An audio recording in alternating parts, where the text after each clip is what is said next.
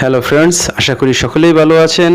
আপনারা অনেকেই হয়তো 3D মুভি দেখে থাকবেন বিভিন্ন থিয়েটারে কিংবা বর্তমানে গড়েও বিভিন্ন ধরনের মনিটর পাওয়া যায় যেখানে 3D মুভি দেখা যায়। তো আজকে আমি দেখাবো কি করে হলোগ্রাম ভিডিওগুলো 3D আকারে মোবাইলে দেখা যায়।